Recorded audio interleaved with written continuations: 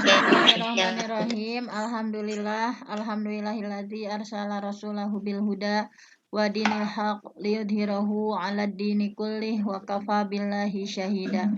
Asyhadu an la ilaha illallah wahdahu la syarikalah wa asyhadu anna Muhammadan abduhu wa rasuluhu alladzi la nabiyya ba'dah. Para bapak dan ibu yang sangat saya banggakan, alhamdulillah kita semua hari ini masih bisa melanjutkan ya thalab ilmu kita. Insya Allah dalam kesempatan kali ini saya akan melanjutkan tafsir.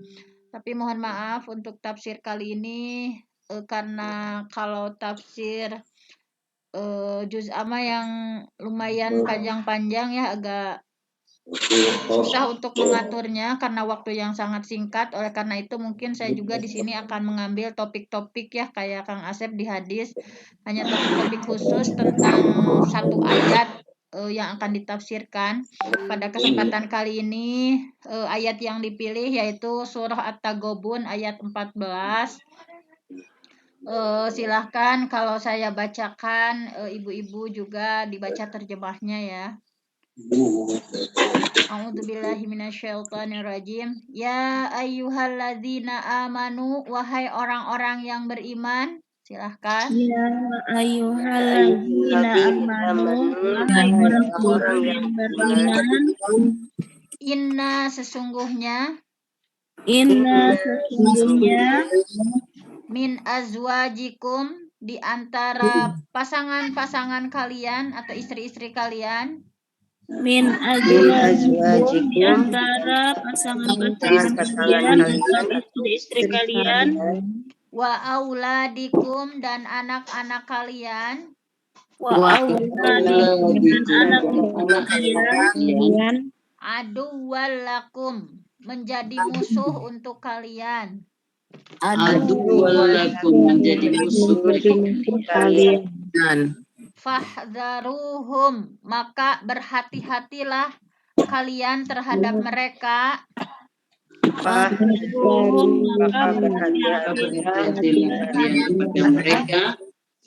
Wa in ta'fu, dan jika kalian memaafkan. Wa in ta'fu, wa tasfahu, dan kalian menyantuni. Wa tasfahu, wa taghfiru, dan kalian mengampuni mereka. Wa taghfiru, dan kalian mengampuni mereka. Fa innallaha, maka sesungguhnya Allah.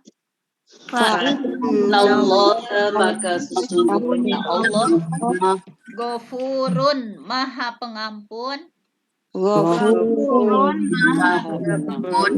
Rahimun, maha penyayang. Jadi dalam ayat tersebut intinya peringatan ya pada orang-orang yang beriman agar hati-hati terhadap pasangan, agar hati-hati terhadap anak. Nah, jadi bisa jadi pasangan kita, baik anak atau pasangan itu bisa menjadi musuh, tetapi terkadang kita tidak menyadarinya. Jadi intinya misalkan kalau faktor kedekatan ya, hubungan keluarga, terkadang ketika ingin jujur atau adil, kita sebagai hamba Allah susah gitu ya.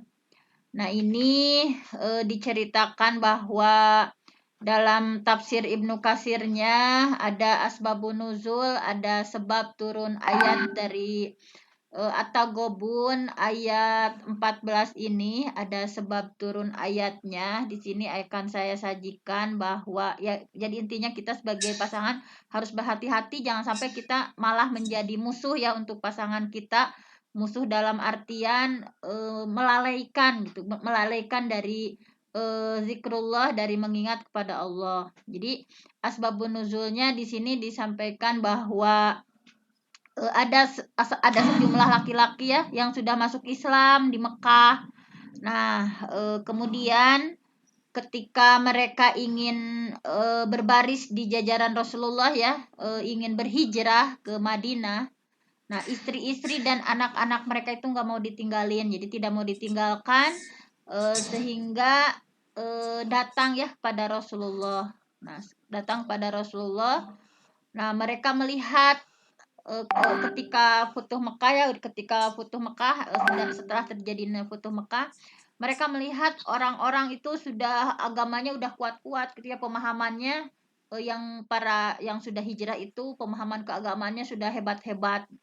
Kemudian mereka merasa ya intinya karena tidak ikut berhijrah ya, sehingga pemahaman keagamaannya pun tetap dangkal gitu. Sementara orang-orang ikut hijrah bersama Rasulullah, mereka sudah hebat-hebat, mereka sudah pemahaman keagamannya sudah hebat, sehingga mereka marah gitu ya, melampiaskan kemarahannya kepada istri-istri dan anak-anak mereka yang menghalang-halangi untuk hijrah.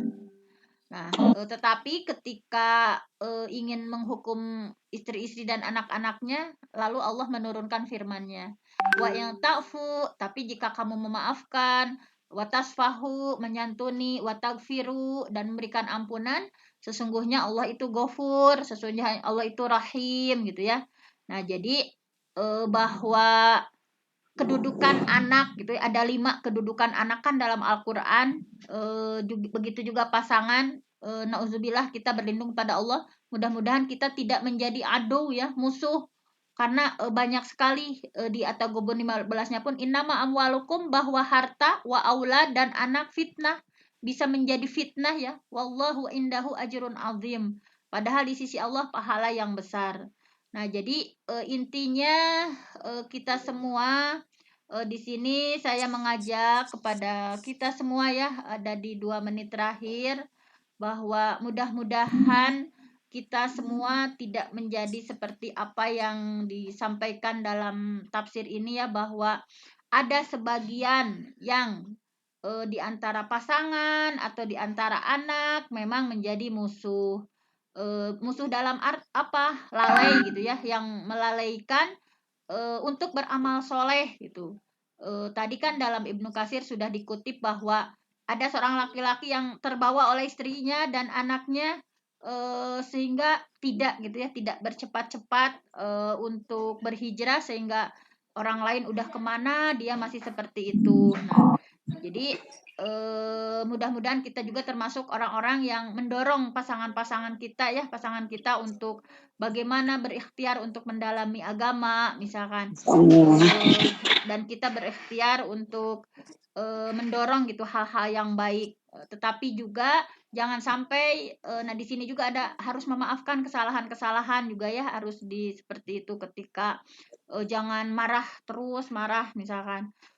Di sini kan misalkan ada juga pendapat yang lain, misalkan setiap ada seorang yang bernama Auf bin Malik gitu ya, memiliki istri dan anak, setiap kali mau jihad fisabilillah, mau perang, keluarganya pada nangis gitunya, memelas, kepada siapa kau akan titipkan kami, sehingga luluh ya, tidak jadi berperang, sehingga beliau mengadukan pada Rasulullah. Nah, maka turunlah ya, bahwa hati-hati, memang pasangan itu bisa menjadi adu, bisa menjadi musuh gitu ya, bisa menjadi musuh. Nah, jadi tetapi min di sana itu min sebagian ya, bahwa tidak semua pasangan menjadi musuh, tetapi ada kalanya bagi pasangan-pasangan yang tidak mendorong, tidak memotivasi pada hal-hal baik. Misalnya kan terkadang kita terlena, misalkan anak kita ingin apa, walaupun tidak tahu halal haram, pokoknya harus terwujud. Istri kita ingin apa, tidak tahu halal haram, pokoknya harus diberikan, misalkan tidak seperti itu.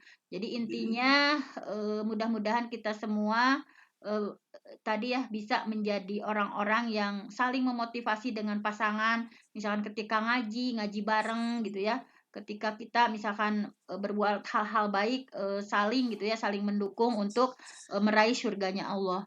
Wassalamualaikum warahmatullahi wabarakatuh. Waalaikumsalam. Warahmatullahi wabarakatuh.